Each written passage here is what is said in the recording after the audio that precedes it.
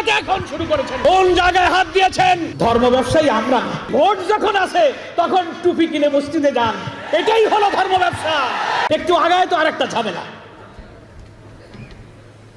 ফলে বাংলাদেশের সরকার, অন্তর্বর্তীকালীন সরকারকে একটি অবাধ, একটি নিরপেক্ষ গ্রহণযোগ্য নির্বাচনের পথেও যেমন ষড়যন্ত্র আছে, তেমনি আওয়ামী লীগ পতিত স্বৈরাচার বিদায় নেওয়ার পরেও এখন আওয়ামী লীগ রাজনীতির ময়দানে নেই, তারা পালিয়ে গেছে। 300 এমপি, এত মন্ত্রী কেউ খুঁজে পাওয়া যাচ্ছে না। ওরা জামাত ইসলামীকে যেভাবে দমন করে ফাঁসি দিয়ে আওয়ামী স্টাইলে জামাতের বিরুদ্ধে লেগেছিল, আওয়ামী লীগ রাজনীতির ময়দান থেকে হারিয়ে গেল। এখন নতুন করে ষড়যন্ত্র হচ্ছে, শুধু দেশের বিরুদ্ধে নয়, জামাতের বিরুদ্ধে আওয়ামী স্টাইলে বিরোধিতা শুরু হয়েছে।